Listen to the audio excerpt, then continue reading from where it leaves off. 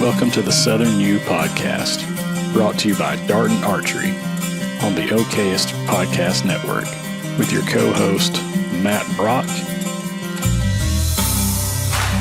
Jeremy Ferguson, and Taylor McMurtry.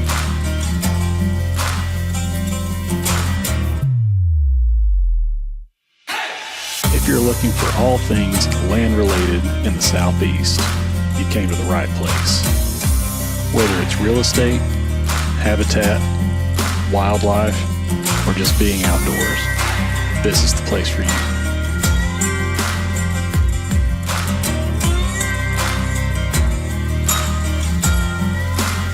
Welcome to the Southern U.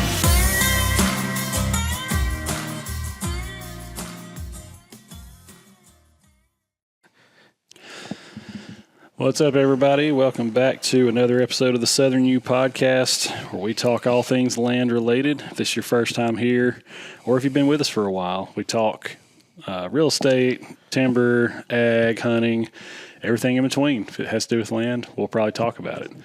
Joined to the man to my left here, Mr. Jeremy Ferguson. What's happening? What's up, man? How's real estate going? Busy. Busy? That's Very, good. very busy. Not just, for my personal part of the business, being an agent, but I think I've got now 10 agents that are working with me out of the office. So Gville office, baby. Yeah, Let's go. Gville Tut Land Company office, and that keeps me really busy. Not gonna lie. Along with all the consulting, and that seems to have picked up more so than it had been there for a little while. So, yeah, today you can see I'm in camo. The rare day that I get to slip off and go do a little hunting, me and Uncle Corey slid to a client's place in Jackson County and hunted birds that don't exist, apparently, or at least we slid right out. Yeah, It's gonna make a funny joke about just a talking head floating around there. Couldn't even see, man. So no, man, it's good. Just busy time of year. Yeah, for sure. And we have I keep saying a special guest. I mean, he's kind of just here now. Yeah. We got Uncle Corey / also known as his actual birth name, Cody Green, another fellow biologist that puts up with Jeremy more times than he'd like to, I guess. No doubt. Yeah. Corey, where the birds at, man? Man, I'm telling you, they in the woods. We know where they are, but they were not. Not today. I know where some are. Yeah. I know where they all are. No, we know where some. I know where a lot of them are. In somebody's septic tank. Yeah. Because they done killed them and ate them, not me. Of course, we haven't been hunting for us, but No, we came out of the gate hot the first 2 days. Yeah, I'm about to say they killed. I haven't put the video together yet, y'all, but they killed birds opening day and then second day, the second, so back to back. And it starting after that, our goal was to get some other people on birds. So today, Bray. yeah, we didn't have it even until today. We have not hunted. And take it back. I went burn a piece of property over in West Alabama, and I hunted the lease this weekend. And that was hunting by myself on that, but it was a disaster. Since the second day of season, today's the first day I've been in the woods with a gun. Yeah.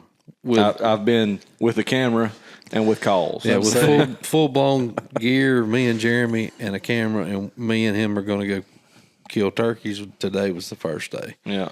Since the first day of season. Yeah, sorry. And we are, I won't say licking wounds. I mean, we got our butt kicked. No. There wasn't nothing to get there to kick our butt. Mm-hmm. No, it's a relatively small property, but it's unpressured. Easy. For the most part. Easy. Mm-hmm. Now, obviously, with small property, you've got and borders and neighbors. It does border the it does border the WMA up there. So I'm having my suspicions. Yeah, there could be a little slipping going on. You know, Birds are disappearing. it's gotten real popular to fence hop these days for some reason. Yeah. And We definitely aren't. we've been dealing with it. Well, over at our lease, in 2 days of hunting, we dealt with a poacher. We dealt with hunter harassment.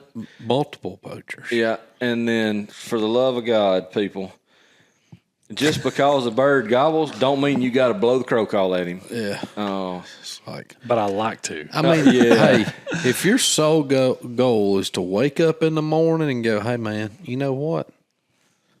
Let's get this pot of coffee going, brother. We're going to go listen to him gobble all day. More power to you. Do it right after the season ends. Please stop doing it. Why? Some of us are out there on the day or two we've got time to go and are actually wanting to harvest a bird and cook it.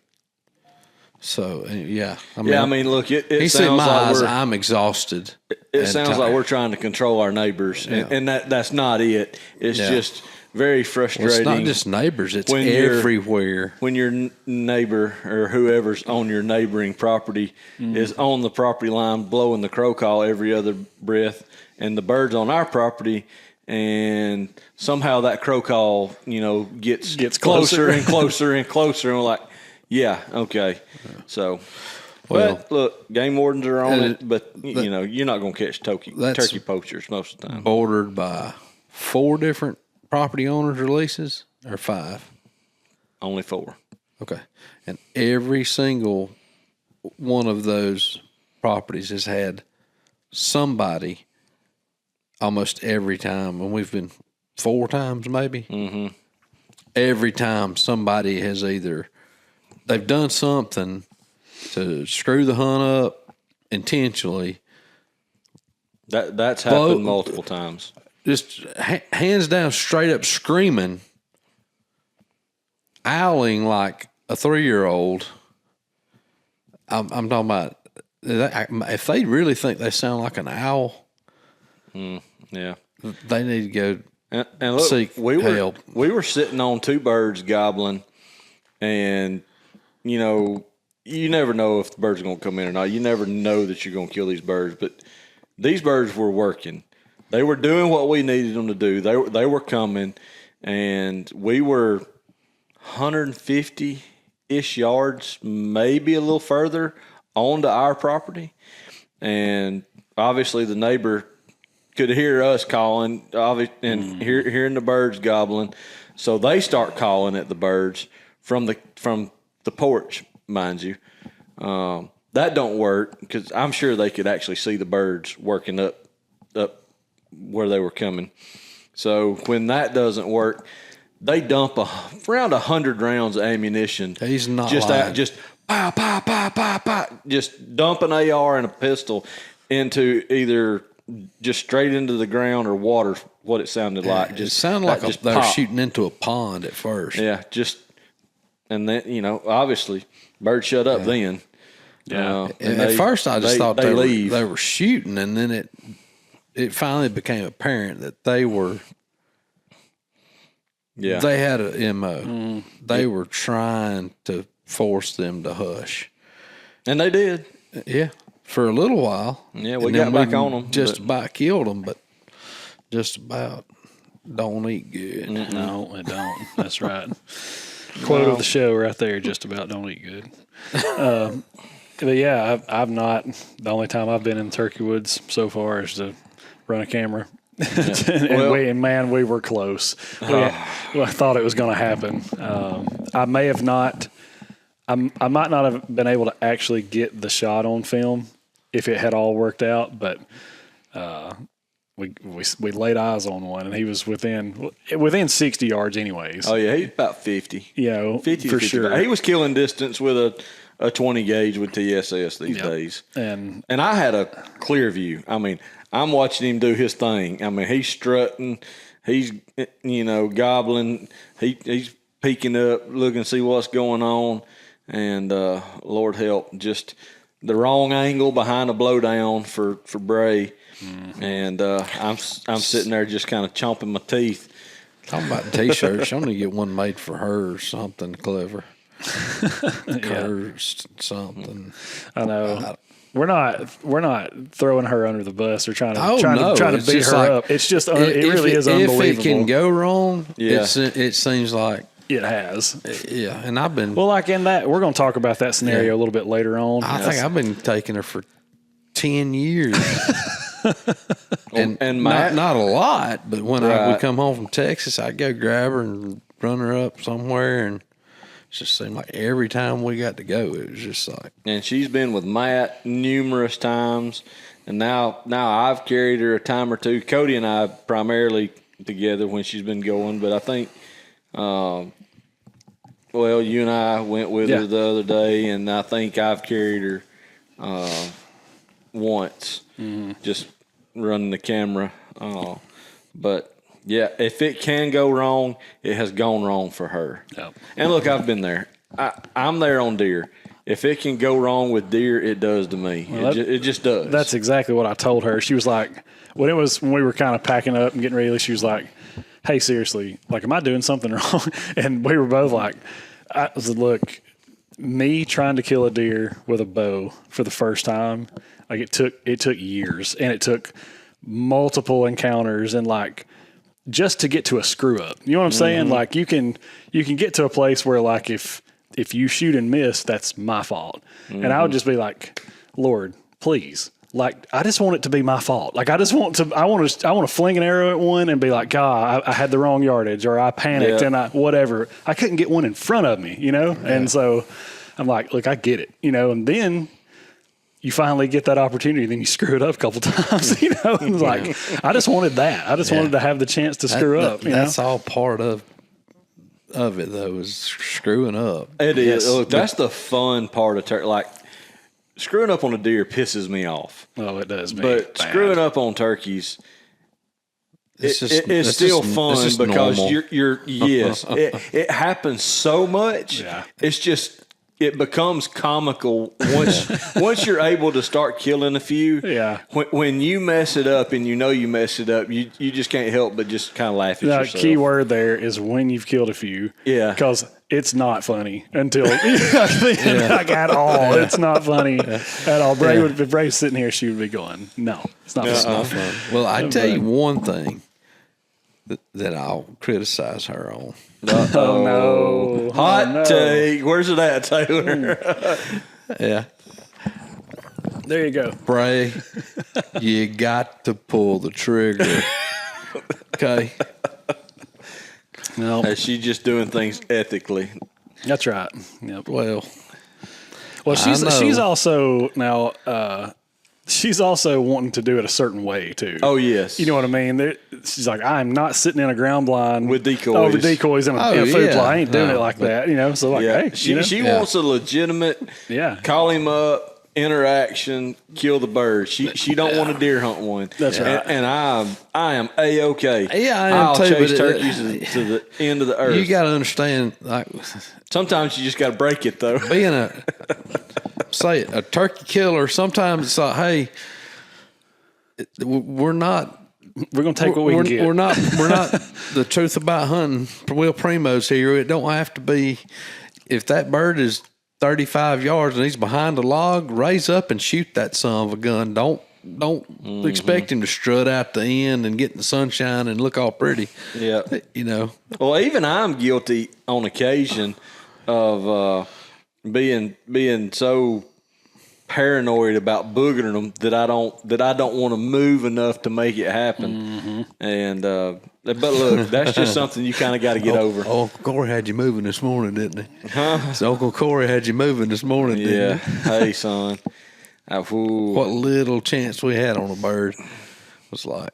Yeah, we're doing the Comanche sneak on them things. Gotta go. Oy, that son of a gun was. He ain't my favorite right now. No. Well, to get to the topic, obviously we're talking turkey stuff. We just kind of named this one spring things. There's a lot of different things going on right now in the world of habitat, not, aside from just trying to shoot turkeys. But so we're going to talk about, nutrition and maybe some habitat stuff, and then maybe some turkey tactics, things along the way too. So I guess before I keep forgetting to do this is like a staple we did on the show, and then I forgot it. But have y'all got shout outs or anything you want to throw to or at anyone? Well, this is a broad one, but I want to throw a shout out to all the PSPs on the Habitat Network. That's the right. number of phone calls I've been getting from some of these guys is almost endless. But a lot of good things happening. I appreciate those folks, those guys and gals working with us and reaching out and trying to help grow that side of things. It's been fun. It's growing quickly.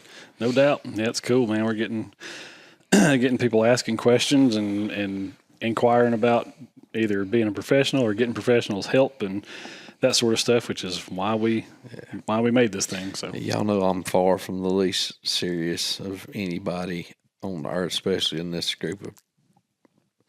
I'd like to give a shout out to all the crow call makers and say thank you for what you've done for the turkey hunting industry. It's been helping us all out a lot. And Eddie Salter for teaching everybody to hoot at a turkey. Yeah, because I'm telling you what, I'm far from the best turkey hooter in the world. I assure you. But that ain't really. Was it me, you, and Bray, or is it just the other morning when I carried her that the guy was walking down the line hollering because he couldn't hoot? Oh, I've heard that. So it was just hey, I can respect that. If you can't hoot, just go. Ah! That's better than going. Yeah, this guy. I mean, I got plumb tickled. He just go down there and go, try not to blow everybody's ear out. He go, whoo! Like so, here comes Ric Flair. Yeah, Ric Flair coming through the woods. hey, that could be a thing, man. Ric Flair. Oh yeah, the Ric Flair call. Yeah, get the Ric Flair shot gobble. Yeah, I guess shout out to Ric Flair, man. Shout out Ric Flair, man. Oh, man. That's my whole thing though about hunting and in general, especially turkey hunting. That's going to make a great reel. You're supposed to be in the woods acting like you're not there, or at least a part of nature as mimicking a hen, or if you're deer hunting, mimicking another deer, or you're mimicking a bush. Yeah, you just don't exist. You don't walk through the woods going, ha, ha, ooh. Every 10 feet. Guess what? That turkey's going to say, I don't know what that is. I don't know what that is, but he didn't come down there the last 362 days of the year. Yeah. We hear some entertaining things in the woods. I say go try it yourself. See how it works out. Oh, no doubt. Look, we're not putting anybody down at all. Don't want that to come across that way. It's just entertaining. Everybody's got to learn. Look, because Lord knows I'm not the greatest guy on a mouth call. Now, I can run a pot call or anything else, but I don't know. Well, part of it's I don't practice enough. Yep, Never have. And then part of it is I just feel like I'm going to choke to death on the darn thing. Our old boy Leonard Carr has helped me a bunch, though, the last couple times I've seen him. Get me squared away on a few little tricks and tips. Oh, I know. Shout out Paul Campbell. Speaking about mouth calls, I don't know if y'all do this or not, but it's like you try a mouth call and you're like, gosh, I just can't do this. It makes me gag or whatever. And all right, I'm done with that. I'm not going to mess with it anymore. Then next season, you're like, I'm going to do this. I'm going to figure out how to do a mouth call. And he was telling the story on the podcast a couple of years ago. And it's like every year, it's just like I buy a mouth call, and it's just I just immediately start to gag. I'm like, nope, never mind. But I do it every year. That's right. Buy a new one, try it. It's like, man, I'm still guilty of it. I don't know what it is. It's just what we buy the other day. I'm telling you, you dag them turkey call makers that are like out there big time in it. Was it houndstooth? Yeah, it was somebody. The pine top something. The purple pine top Punisher. The names kill me. If it we bought them just because of that. If it cracks me up, You did a great job because I'm going to buy it. Yeah. And it's probably going to sound like absolute garbage. I actually like that one. I did too. I'm not calling you calls junk, but half the time you buy them and you're like, ugh. It's marketing, baby. And it's just it is. probably the way. That's what a lot of people that don't turkey hunt or call a lot. And I was born with a doggone mouth call in my mouth.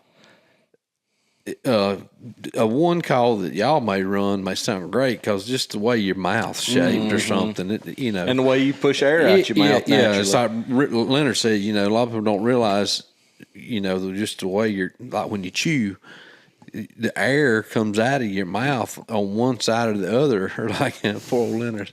Well, hopefully we get him on here. He's a card man. He's got a partial.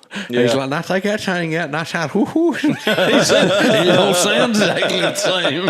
He's like, I put my teeth back in, and he goes, nah, that's the way it is. Yeah, it's hilarious. Oh, man. So you boys wait till you start losing all your teeth, and it won't sound so good. God. Yeah, before we move on, need to do the property spotlight. Yes, before we get that too. Yeah, so this one's for Mr. Matthew Brock, since he won't come on the Dadgum podcast because he's too busy. Thanks, Matt. Killing turkeys, Yeah. He's got a 340-acre tract in Lamar County that I know the area real well. Phenomenal piece of property. It's got a 1,553 square foot home and 23 acres that's nearby. But if you're interested in a really, really nice recreational tract over in West Alabama, look us up at tutland.com, pull Matt's agent link up, and the property will be there. Yep, if you see his ugly mug, you know you found the right list. That's it. Believe it or not, he's smiling in this probably picture. holding a turkey. It probably is, yeah. He probably killed a turkey off of it just to make sure it was, good to go. Yeah. Y'all, I've killed a bird there the past 10 years in a row. That's right. Oh, man. All right. Well, we got to jump into these questions. We're going to do this podcast. Going to take forever. Yeah, I got to get to work. That's right. This work or sleep, one or the other.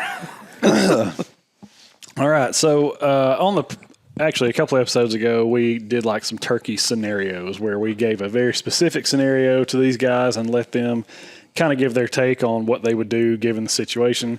And apparently we're not allowed to elaborate on that because we ain't killed 400 turkeys. Yep, that's right. Do we want to go on that? Let them take off on that run. No, we don't. We'll just leave that lay. Yeah. So with that kind of same inspiration, I guess we're going to do something similar, but a little bit different. This is, like I said, spring thing, so we're going to spread it out and talk about several different things. First question here is the quote-unquote right now question.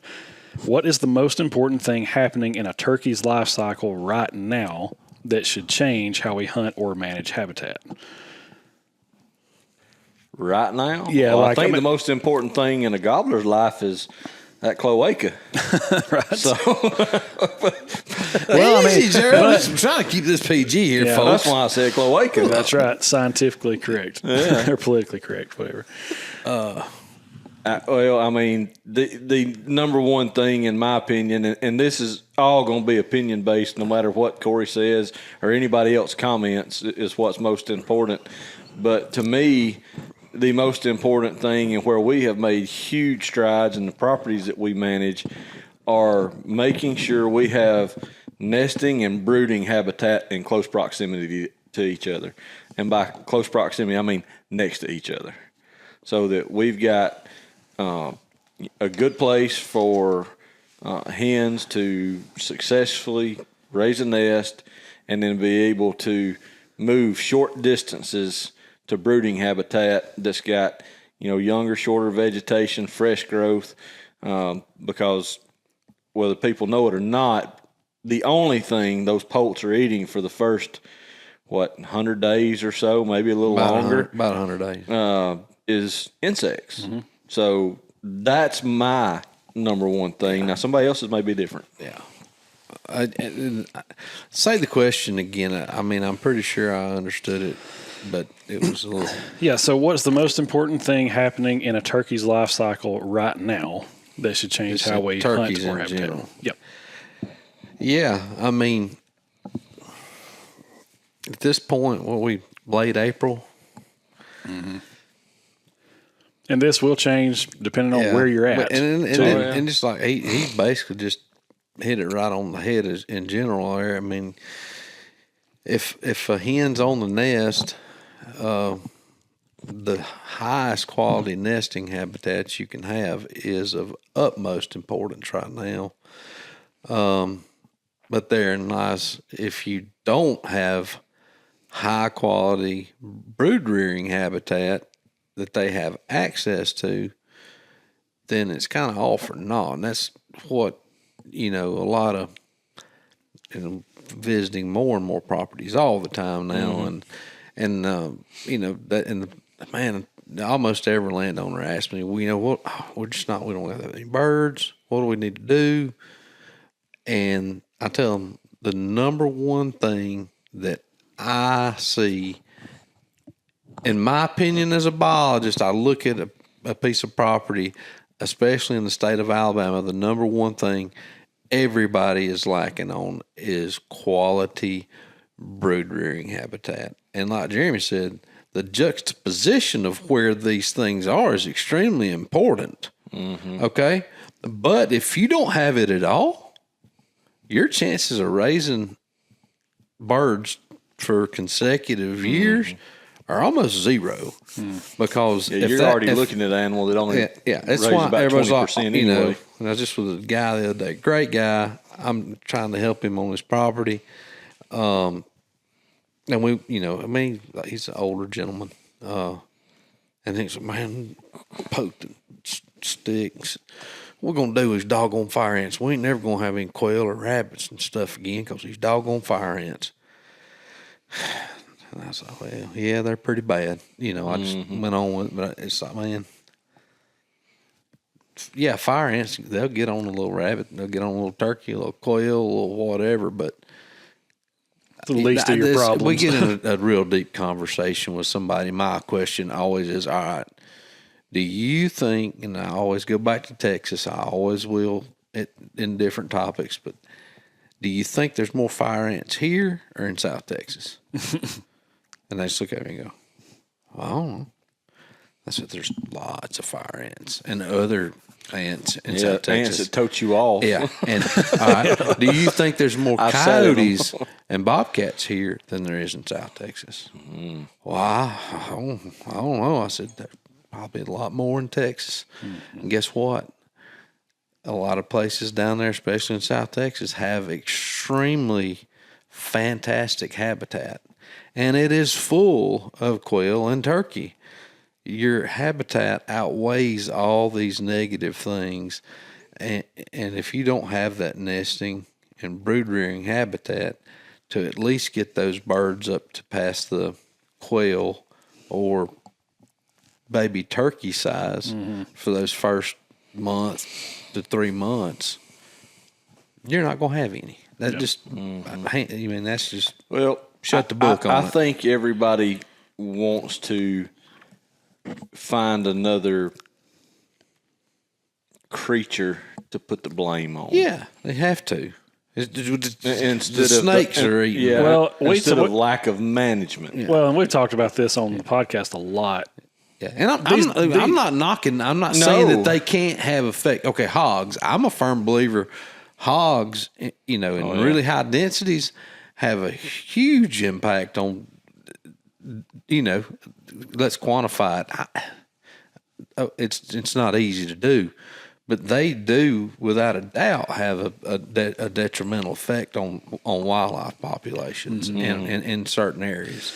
So anyway, but we've talked about it before on the podcast a lot, is that a lot of decisions that are made, especially management decisions, oftentimes are done with emotion. Like they're emotional decisions, like trapping, and you know what I mean, and like killing every coyote that you see, and like it's like because that feels like I'm making a difference. You know what I'm but it's like, okay, well, how about this? How about if you didn't put I'm not telling you not to trap or not to manage predators, but it's like if you took half the resources that required that and you poured the monetary resources into like burning or doing something like that, your predators won't, like you said, are not as big of an issue at that point. That's right. You know what I mean? And so, but that doesn't feel, you know what I mean? You don't have the emotional, like, you don't have a.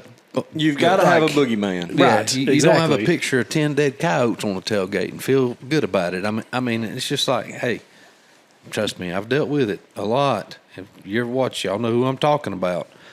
Coyotes are not your problem. They can be, but they're not generally. always the problem. The reason you don't have turkeys or we don't have fawns or whatever, it's generally always something in that chain of quality habitat that animals need throughout their life cycle, be it a doggone woodpecker, a quail, an elephant. They all creatures on this earth have to have habitat Of some type. that they are evolved to use to be successful and procreate for the next generation. And it just so happens that what we're tuned in here to are turkey, deer, quail, whatever, those big ones. And it's just like everybody's missing the boat. And here's what's awesome about this is the people that aren't missing the boat that we work with and the clients, They don't have a problem. oh, believe me, they're not missing the boat. They're like, I don't care. And, some of them have money, some of them don't. Some of them have a lot. And they're like, I don't care what it takes. Mm-hmm. You make it right so these things happen and they're happy. Well, y'all have both been Those to, people are really happy. y'all have both been to the property that I manage here in Marshall County, and love those guys, Eric and Jay. I'm talking about you guys. But after I sold that tract to them, we met and talked and went through kind of everything. And the first question they asked me was one that I rarely get. If this was yours, how would you do it? If you wanted just a phenomenal place to hunt. And I laid that out for them, and they said, okay, do that. And so now they give me almost all autonomy to make decisions other than big expenditures. Sure. If it's landscape-based management, then they're like, yeah, if it's right, do it. Yeah. Yeah. Well, I'll not interject here just a touch, but I feel like you're seeing more and more landowners coming up with that answer. You are. They're like, but that I was don't care. that was one of the first ones I encountered that did that. And I was blessed in Texas to have a boss that was he was like, look, you're the professional. See that's what's I'm different. not. That's what's different from Texas than most any other part of the country. Yeah. Especially here in the Southeast. It don't matter who or how much wildlife management work you do and how successful you are at it. By and large, the populace is like, oh, I can do anything he does. I can pick up this magazine and read an article, and I can go recreate what they're talking about in that article. Yeah. Well, maybe you can. Maybe you can't. You might could do a portion of it. Right. But if you can't see that big picture, that's our job. What's going to happen down the road versus what's been happening down the opposite way behind you. When we're right here, how to make things go the way they need to. Well, that is one thing, and that's a really good point.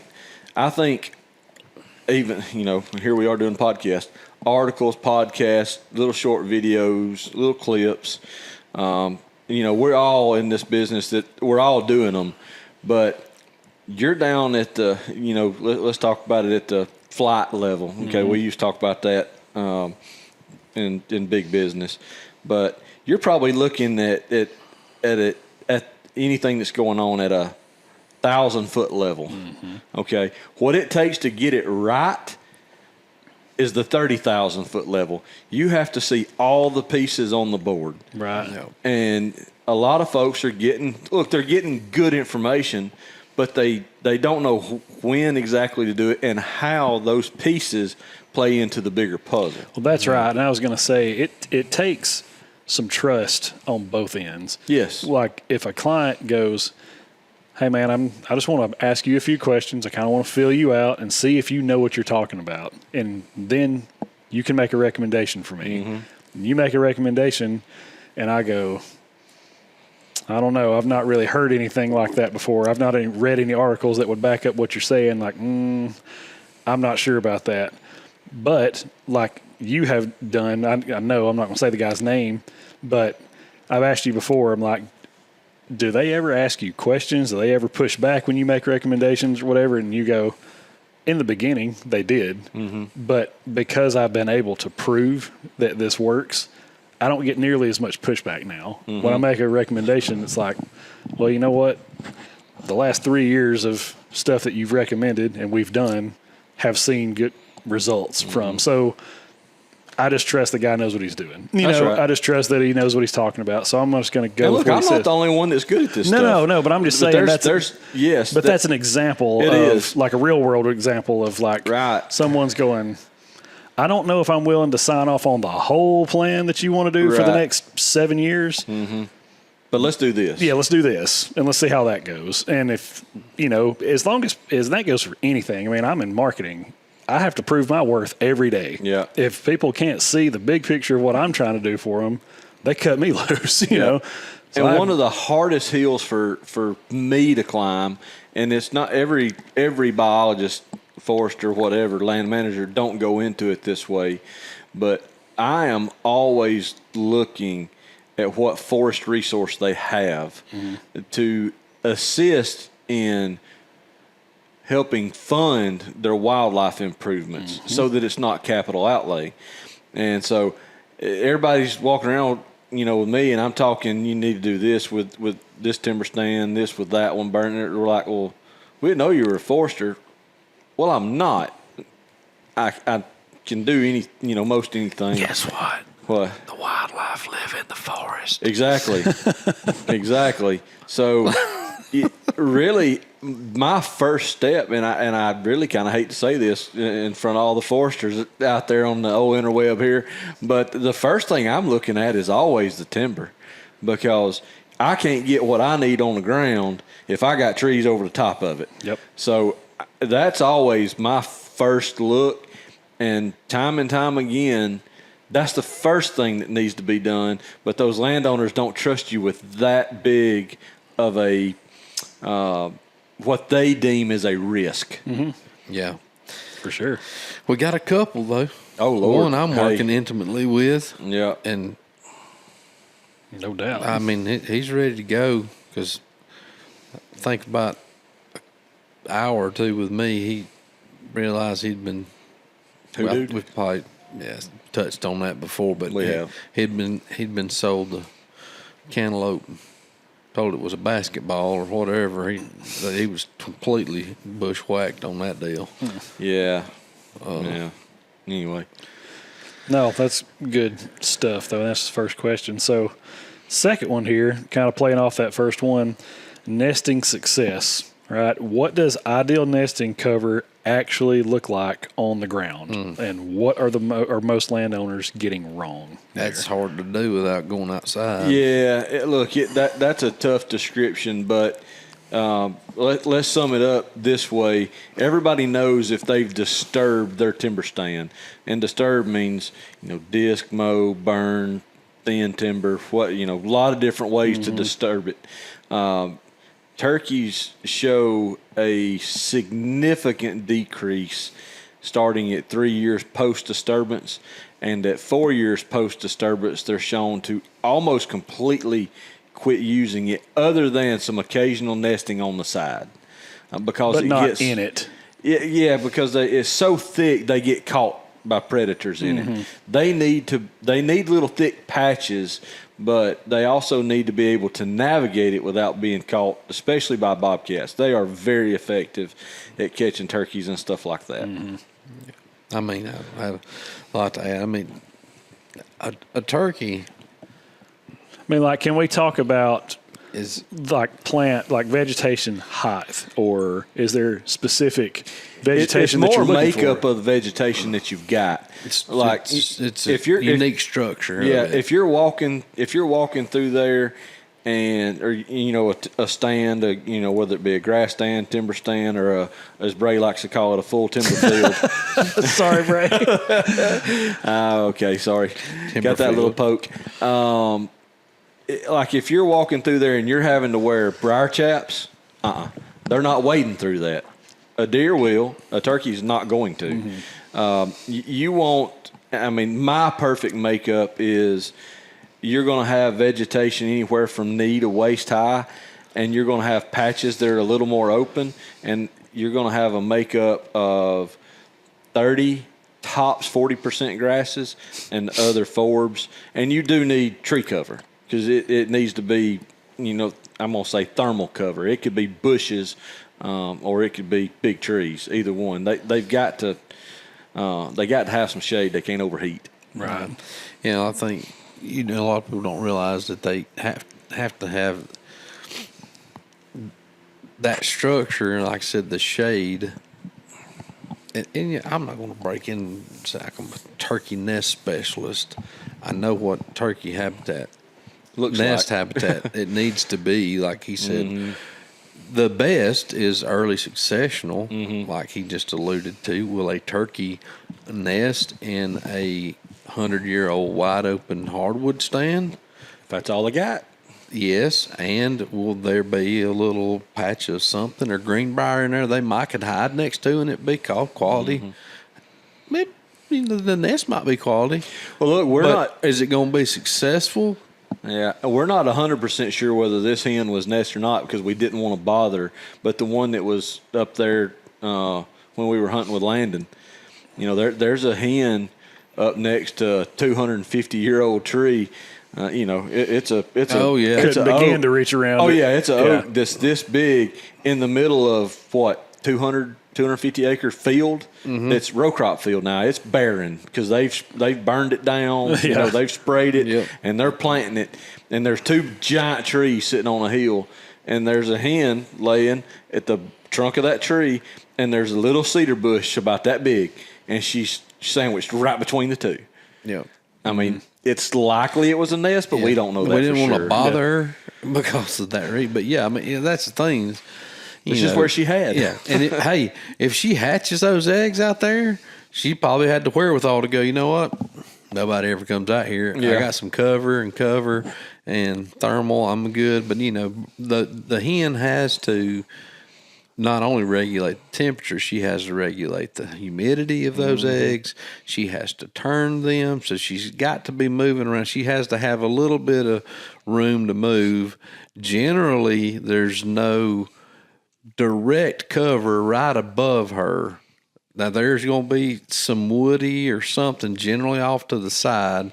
And like he said, herbaceous type structure, vertical structure of some kind, and enough, leaf fodder, something that she can kind of just make a bed and lay those eggs in. But, a turkey will nest in a lot of places, but early success was at Harper, Lindsay, and they did all that study, and they tagged them in 90%.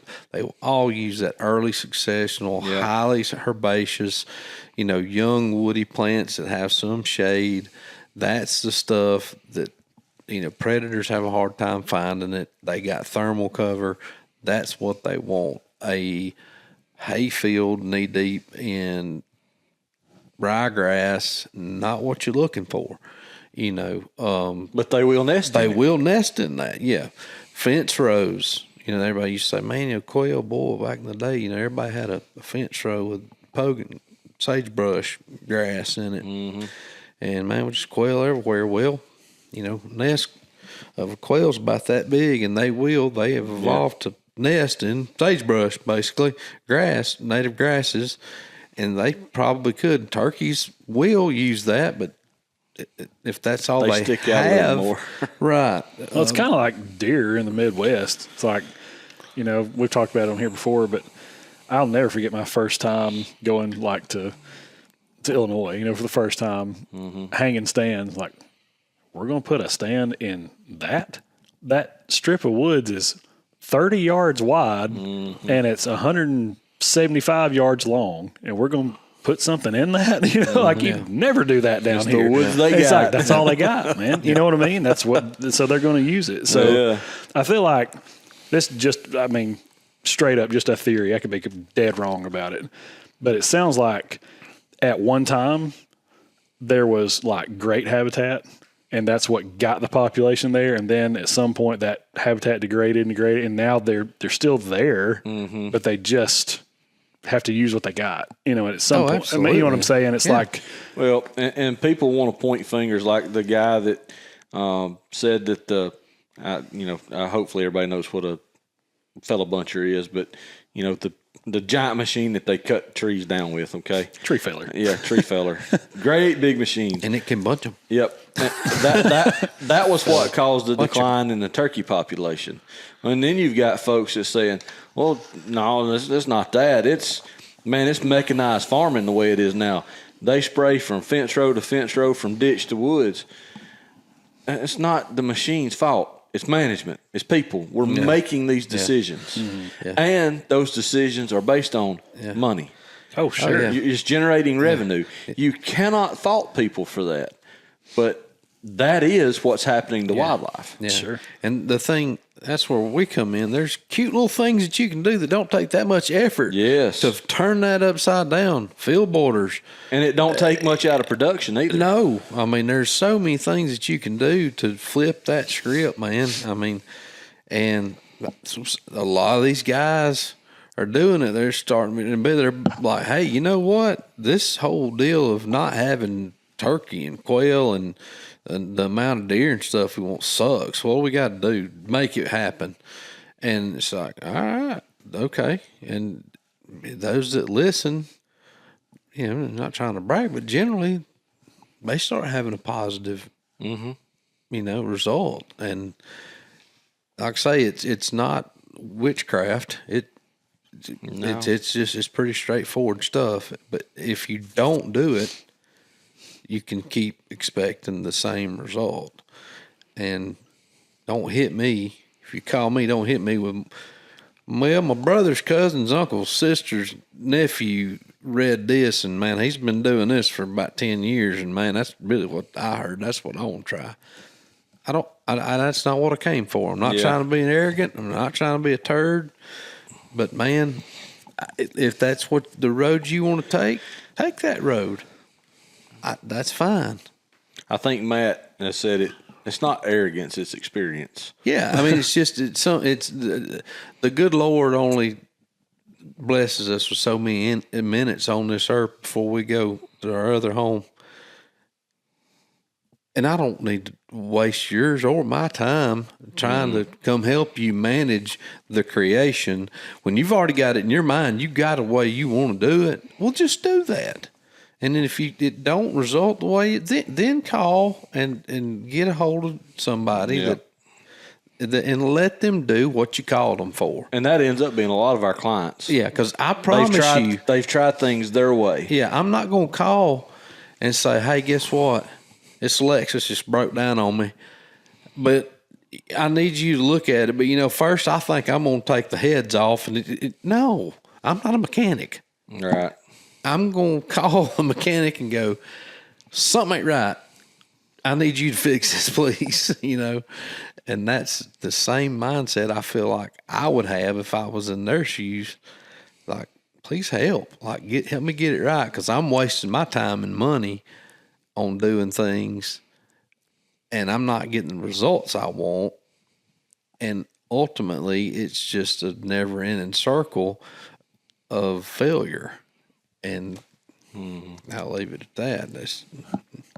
I've got my pet peeves. Y'all know what they are. For sure. And one of them is you got to have 18 cups of coffee in the morning. And I'm on a 13-ish or so. And boy, that's an ugly mug. that is a beautiful That's the mug. best thing that's been in this house. Two of the sweetest children on the face of the planet bought me that. I'll never forget it. Oh, all right. Let's do we'll keep talking turkeys and poults and stuff right here. So, number 3, when poults hit the ground, I know Jeremy already talked about this a little bit earlier, but when poults hit the ground, what do they have to have nutritionally to survive, and how do we create more of that? So, said primarily insects. Oh, yeah. Bugs. So I guess Bugs, worms, caterpillars. on that topic, though, Nymphs.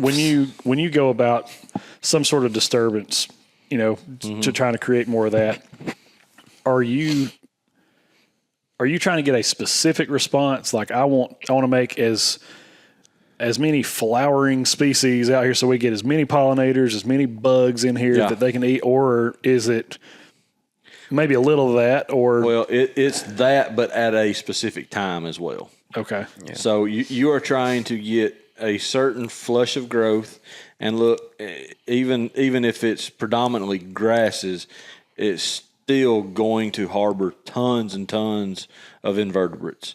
So that's what you want to focus on, is getting fresh growth. And look, it's better to be flowering species if at all possible. Not everybody's got that, and you have to transition to that.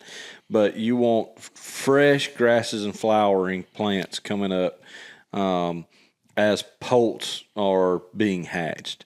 And you really want that a little prior to. So that's where you'll see folks burning some in the late winter, early spring, just prior to turkey season and nesting and hatch, what have you. Like some of the burning we did down there on Cedar Mountain on the Tennessee River, people like, why are you burning this time of year? Y'all preach that you got to burn everything in the fall for the deer. Well, we didn't burn that for the deer. We burned that because we needed brood habitat. Yeah. It was a mile and a quarter timber stand that's relatively narrow, but it borders 3 different structured timber stands along that whole length that are all pretty doggone good turkey nesting. One of them's a little past its prime, and we're going to burn it this fall. But we've got all that brood habitat in one timber stand that's directly adjacent. All it is across the track road, through track, from 3 different managed pine stands. That was our purpose. Yeah. And I've had a conversation or two with people that are well more knowledgeable than I am about timing and all, the takeaway key point is always don't be scared to burn, don't be scared to do whatever the management activity is that whomever is the qualified person tells you to get done. But if you can burn in the fall, then November, as soon as the leaves get off the trees, it ain't nothing wrong with that. Burn it then and let it get cold, and then guess what? That is going to get the first green up from the winter moisture, whatever. And that really can be that November window, December. Any time of the year is time to burn, but for turkeys, that can really be some of the best time to really get that first green up and get that quality brood habitat come springtime. Because sometimes if you wait till, March or whatever, or you've got that lag time for the vegetation to get where you need it to be. And, but I mean, heck, I'm planning on doing a couple burns in the next few weeks here to try to, get some type of brood habitat, just because what I said earlier, leaves that deep is not brood habitat. And I told them I'd rather get it taken care of, get a clean slate, get some kind of green growth if we are blessed enough. That's one thing. You get fire, you got to get some rain and get the green. You got to get the green up. You got to get these grasses and forbs and herbaceous growth to happen. But so I told that one guy, because he's really concerned about the turkey population on his property. And I said, man, look, I'd rather do that and try to catch some rain and get something, because your property right now, you have no brood habitat, and your neighbors have none either. Yeah, they had some kind of semi-okay nesting habitat, but yeah, for brood, we didn't have nothing. And he was like, "Well, let's do it." And sometimes we run into button heads because you've got folks that are just as equally passionate about deer as they are turkey, and they don't want you to burn during deer season or when it's going to affect their deer hunting. So, as burners, look, there's every excuse under the sun not to burn. At some point, you've just got to pull the trigger and burn. It's unbelievable how scared or whatever people are of burning wood. Well, it's funny that when we did the episode with Mark and Misty Brenner, he was talking about how they had left some stuff off of a burn rotation that was right there across from where we were filming. It was literally like 50 yards across from where we had set up, and he said, somebody said something, man, it's a shame they let that go and let it get all grown up like that. And he's like, guys, yes, you need food. Yes, these guys, you got to have something to eat.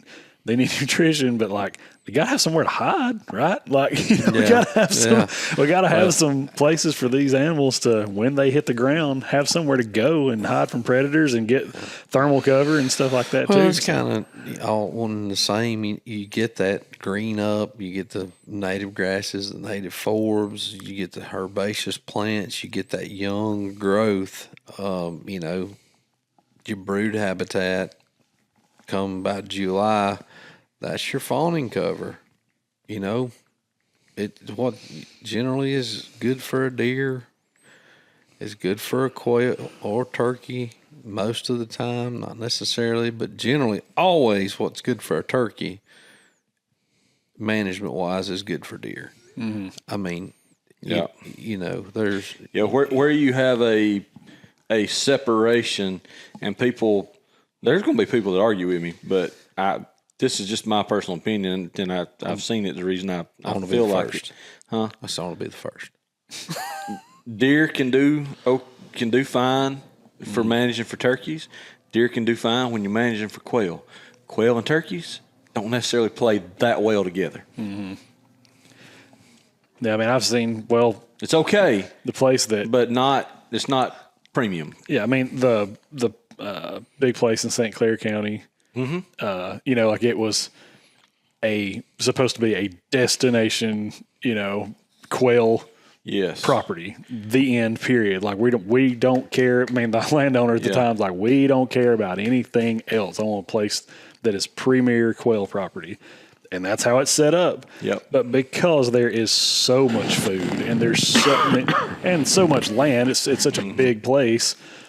Relatively diverse in some aspects, I guess. There's gonna be deer and there's gonna be turkeys because you can't hardly help it. Something's managed that strict, but it was not intended for deer. It was not intended for turkeys. It was we want quail. And Cody looked at me a little cross-eyed when I said that too. Well, I was trying to figure out exactly what you meant because the way you said it. The way elaborate what you mean. See if I agree with you. Turkeys, most people are looking at that 1 to 3 year window of post-disturbance is where they want to fall in. Quail is every year disturbance. You got to here. Yeah. Not everywhere, but here. They are disturbing those savannas, those grasslands, all that stuff on an annual basis. If the quail really like open dirt. It depends on the growth and stuff too. And it does. And look, and I'm talking strictly really, really highly managed quail plantations where your basal area is 25 to 35, and it's predominant grasses. Mm-hmm. And there's obviously going to be forbs and broadleafs there, but when you're burned the way some of those tracts are burned, it's not as conducive for turkeys as it could be. That's just my opinion. No, you're not wrong. It's just Well, I know I'm not wrong, but it's you're not completely wrong. there's going to be professionals that agree with me, and there's going it's to one be of those that disagree. Yeah, with 1 me. to 3, but And that's okay. Here's the deal with the quail and turkey, and all these, ground nesting species. They need disturbance. That's you're not going to argue that, but it's so relative to how much growth you get in an annual cycle and the moistures. Like right now, we're in a drought, and we get an inch of rain, and you're like, that's why I'm saying here. yeah, right. We get plenty of rain. Generally speaking, we get plenty of rain. So, you get fluctuations in it enough to where you could notice in a highly managed piece of property what you would consider failed clutching season for quail or for turkey because of weather it was too conditions, wet, no doubt, or it was a little too dry. Because when you get that specific, it's a lot easier to pinpoint. Well, we're doing all this, and we've been seeing X amount of coveys and X amount of, baby quail and poults and all this, depending on quail, turkey, whatever you're counting. But when you get that specific, it gets a lot easier to rate your success or fail rate at that point. But that's where I'm always, if you burn every year to 3 years, and I like to mix, and that's what I did in Texas. I'm like, I burn something every year or so, and then I'd flip it over to here, and just depending on how the vegetation responded, and definitely out there how much rain we got, and that's what I did, all that stuff, and you'd get all kinds of flowers and stuff, but you had to have the rain. Yeah, and I'll say this: in recent years, I have seen that gap shrink because when I was living in the deep South, deeper than here, South Georgia or Southwest Alabama, or living and working in Mississippi at times, the burn unit size for these quail plantations were very, very large. Now you've seen that drop to actually relatively small burn blocks. And so one of the reasons I have felt that when you do burn on a large scale like that is you do not have the nesting and the brooding habitat in close proximity. And you have less thermal cover for turkeys. Like Cody said, quail make a nest this big, and it's a bird that's 6 inches tall, and the babies are big as your thumb. Yeah, tall grass is plenty of thermal cover for a quail, and that's not always the case for turkeys. Yeah, makes sense. But there's a lot more parallels to quail and turkey management than there are differences. I would agree. For sure. And there again, right back around. They ground nesting birds. Full circle. All of you guys, that's the thing that wears me out. And it's a product of where I've been and what I've come full circle to be today as a human and a land manager, whatever. But burning your doggone woods in deer season ain't hurting nothing, guys. I mean, I'm from the old school. I've been deer hunting as long as wait a minute. Anybody? Now. Have you killed 1,000 deer? You can't go out there and say actually. This. But I'm not counting. But yeah, I've killed a passel of them. But here's the deal: big word. A whole satchel full, satchels full, big satchel of them. Guess what? Burning in the fall, it's deer season, ain't gonna hurt nothing. Deer are gonna come to that fire like moths to a doggone one big old floodlights on the front of your house. I mean, he said moths, like Mothman. Yes. I thought he said moss. I was like, we don't need to get into moss on rocks. What they'll come to like the moss to grow up on the light there, boy. Good Lord. No, I mean, is, and I know people out there that might listen to this know exactly what I'm talking about. You want to see a lot of deer? Go out there and set the woods on fire. Or push up some dirt. Yeah, or go out there and start logging right in the middle of deer season. You want to talk about, hey, them boys cutting trees out there. Go hang your doggone lock on or your climber right on the edge of where the flagging is, and you watch where they're cutting. Don't shoot the loggers, please, but there's going to be deer running all through that stuff. The biggest panty burn-ups I've ever heard from hunters revolves around loggers showing up during deer season. Mm-hmm. And I'm like, fellas, you've lost your mind. Wait till they shut down at the end of the day and go sit right by the equipment that they were just running. They'll sit on it. Yeah, and you will kill deer and you will kill bucks. Yes. I don't know. And here's the deal. I don't know why. They're curious. I mean, the barn, they're in there digging around and they're getting fresh, nibbling on dead stuff that you just could. Heck, deer probably eating bugs. Who knows? Yeah, maybe. Say they ain't. Prove it. But I burned a track Saturday, and I was just 2 days ago. I don't know what day it is. Anyway, I went back Sunday checking it. I'm putting along on my 4-wheeler, and I was lighting a couple of spots that didn't catch up just right. And I looked, and I seen eyes, and I mean they're from me to Jeremy, and I'm like, what the heck? And it startled me, but it didn't. I had the wherewithal to not slam on brakes and go, what is that? And I just eased off the 4-wheeler and I looked, and there's just a blow down there. And, it was high as a coffee table, but I just seen eyes and the head moving. There was a daggone buck there, and he had pedicles that big around with, little mushrooms and already that big. You can't, if you're not watching, you're just listening. He had his hands up like a 3-liter Coke bottle. Yeah, about like a 3-liter. Yeah, pedicles about big as a one of them little cast iron egg pans, But he had some moon pies on his head, and he was 5-6-year-old deer, and he just licked his nose and kind of looked at me, but he was laying in the black, and the log he was laying next to was still on fire, smoldering, and he was just like, I'm good with this. Ain't no ticks in here. Yeah, I mean, that's true. He was just chilling in it right there in that fire, stuff burning all around him.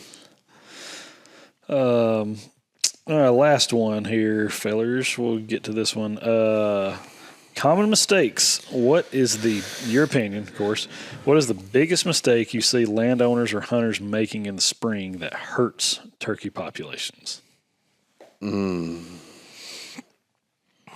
It depends. What we see them doing? I'll give you. I've or got the lack thereof. That's what I was going to say. It's not what they're doing; it's what they're not doing. Is what I was going to say. But yeah, it's definitely lack thereof. Yeah. With the caveat, one of the worst things in the world is dadgum hay mowers. And look, I do it every year, but we don't have a dadgum turkey nest to cut up. Okay, That's true. The biggest problem. The biggest mistake they're making is blowing crow calls. Got that right. No. Not actively managing the resource. Yeah. Having the wherewithal to say, all right, man, I don't want to go down that road. Spit it out. Me and I just you wanted to finish a thought. Yeah. Well, I mean, it's a controversial son of a gun. I don't want to do it. That's fine. Matt's not here. It's not bad, but it's just like you and I right now. I mean, we're biologists. What we do, but we got properties that we're working on, and we're like, but we can look and see that. And I'm not saying there's probably tons of guys out there that can, but you can look at that and go, boy, we burnt that 2 years ago. Or it's about time to burn it again. But we're going to give the birds every chance they got, because right now, just right now, we are at the pinnacle. Like, this is it. Like, they should be hatching anytime or sitting on the nest, incubating the eggs. So, yeah, that's kind of always been my deal, and I've got in trouble and got fussed at. We don't bush hog late March, April, and early May. I generally like I said, I just did a burn. I'm burning in areas where I walk up and look at it and go, if there's a turkey nest in that, Something's wrong. Man, there's not a high likelihood that a turkey's, if they're going to have a nest in it, it's most likely not going to be a successful one. Right. So picking and choosing and doing the right thing and understanding when to leave the bush hog in the barn until, hey, give it till June 1 or something. Give them just this little window, and then it all comes full circle. That's like I told that guy the other day. You can do whatever you want to or not. It don't matter. Not trying to be a jerk. Not saying you might not raise a clutch of birds, but the chances are not very good because you have a hay field, or actually two, to the tune of about 50 acres of hay field. That's down. It has no cover. It's got some ryegrass and a little bit of pretty poor clover in it, and you've got big woods, big open hardwoods with knee-deep leaf litter in it. The chances of you getting off a successful clutch is not very good. So, yeah, I think if anything, burning that, at least we're setting him up for next year. Getting something going. Get the ball rolling. Right, but yeah, just like at Greenbrier, now, Mr. Israel's place, the places that you're working on, you got this established, and if you got a management program, it's like, hey man, leave it alone right now. If you run over and where I'm trying to think. I can't remember. I've been going so many properties lately. I was looking at one the other day, and the guy's like, he's like, no, we really don't. I was like, well, it's not bad looking property. It's not great, but he's like, well, we don't have any turkeys. No, I want more. Well, what should we do? I said, here's the deal. It don't look great. I was like, but right now, from what I hear around here, there's not a lot of birds. There's some, but let's give it till we'll do this in the late growing season. Just that way, if you've got any nests around here, maybe they'll hatch some, and we won't burn up what few you do have. So, it's just taking into consideration it depends on where you are and how your property is being managed, but doing stupid stuff like, hey, that fallow field out there that's 2 years old, that looks ugly. I'm gonna go bush hog it just cause today. Just cause the way you feel about it. You don't like it. Yeah, we got a lot of snakes around here, and your house is a half a mile from it. It's like, man, just leave it alone for 3 more weeks. So that's one of my pet peeves, but. I don't matter, but it's just something to think about. Right. Because if you ruin that nest, they have 0 chance. That is correct. They got to hatch out. Yeah. Well, guys, I think that's about got us through. We're almost an hour and 15. So spring things, we ain't finished. We got all we kinds. Ain't got on crappie yet. No, we ain't.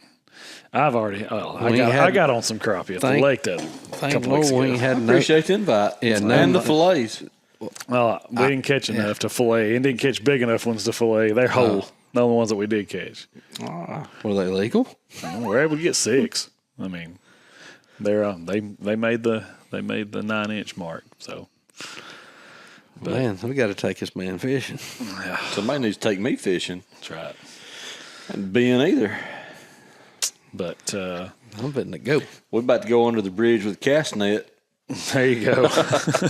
Catch some minnows. Fillet them minnows that we pull up. That's right. Come find us. What the? Come catch us, rejects. Oh gosh, don't even. Oh me. Want to give that guy any more clout? No. Anyways, well, y'all. It's more like, whoo. Yeah. Just do that. Hey, come get me, reject. I'm convinced when they're on like that, they'll gobble at anything. they will. I've heard them gobble at thunder, shutting a truck door. Thunder's like one of the number one things. that they will definitely go. Boom. Yeah, it's crazy. Train horns, ambulance. Yeah. I remember when we were 17. I don't know what I ever did with that old Palmer's hoot tube. That thing sounded decent, but man, I pulled my box call out this morning and started to leave it. I don't use that thing. I'm gonna give the crow call manufacturers a bit of advice. You need to start selling your crow call with a 3-pack of reeds. Because they're going to shred. They gonna blow them son of a guns got out. that right. I don't know what you can make them out of, titanium or something. God, that bird I was on, I don't know what day it was, day before yesterday morning. God, something was fired up, and I done call one in, and it was a big bird. He come in, he said nothing, and I didn't pull the trigger on him because I couldn't really tell if it was a big bird. And these other birds just hammering right down the gun barrel.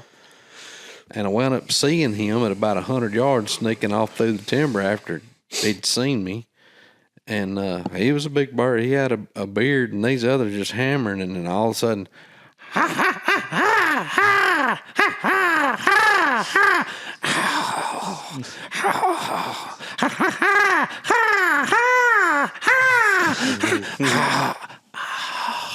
they start slowly going the other direction, and I'm just like,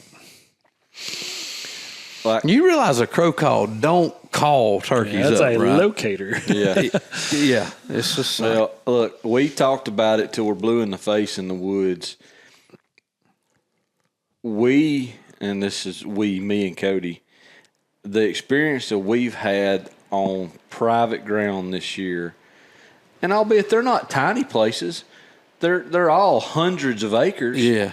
But I think you're better off from a pressure standpoint and a decent hunter standpoint being on public land. Yeah, I have made that comment several times in the last few days, and I mean it. But look, we go back. I've hunted public for years. I know what to expect. Okay, Yeah. I know it's going to happen.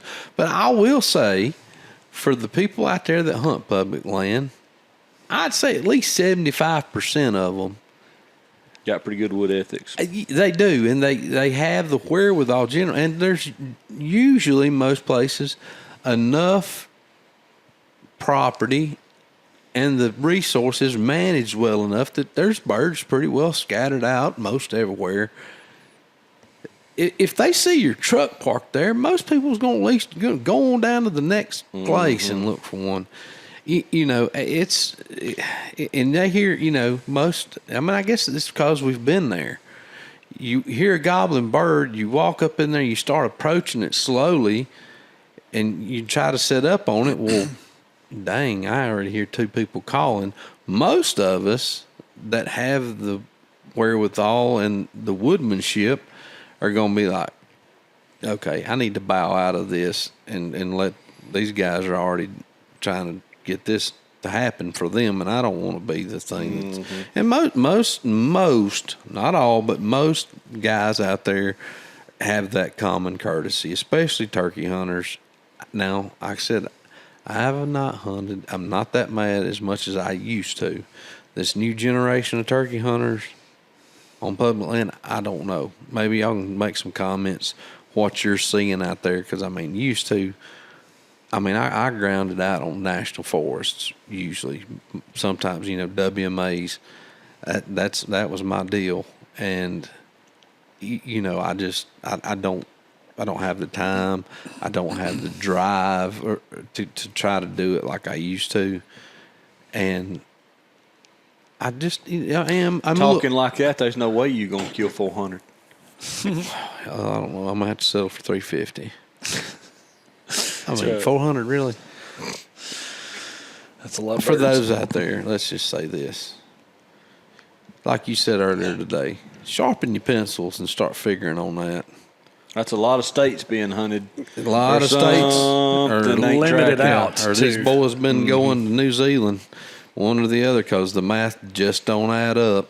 Yeah. Because I've killed a lot of birds, and and you start reaching in that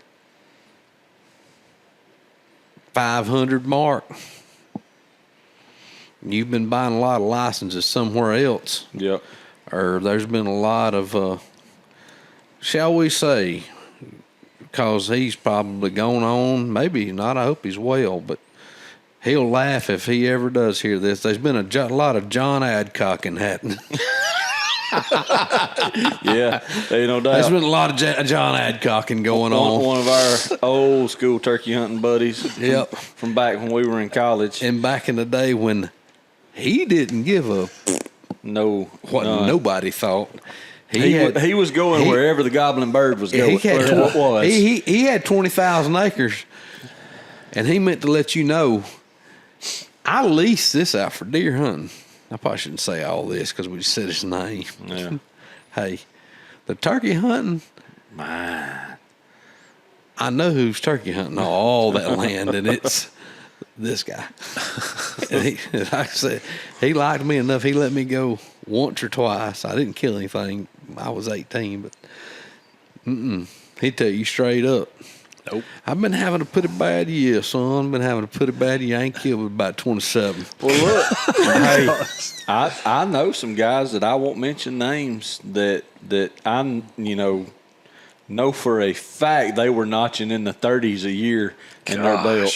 That's a bunch in of Alabama. birds, man. Here's the deal. For a fact. It's one of those things. Could I do it? Absolutely. Am I going to? Absolutely not.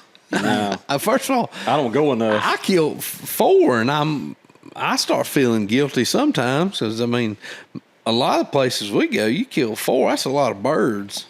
I mean, there's just not that many there, and especially if you're killing them off of the same place. We ran into that guy yesterday, said he had 80 acres, and he'd managed to shoot 2 off of 80 acres, and he seemed like a pretty good guy. He's like, 80 acres. He's like, I done killed 2. He's like, I don't think I'm gonna mess with that no more. He's like,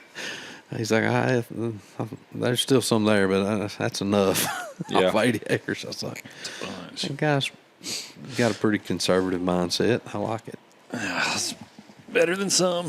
Well, how are we closing her out today? Most. I don't know how to close her out other than just Uncle Corey check out the Habitat Network if you are either in need of professional habitat services or if you're a professional that maybe wants to get on board with that. And we have really taken our time to vet these people that have reached out and make sure that you're a good fit for us and we're a good fit for you.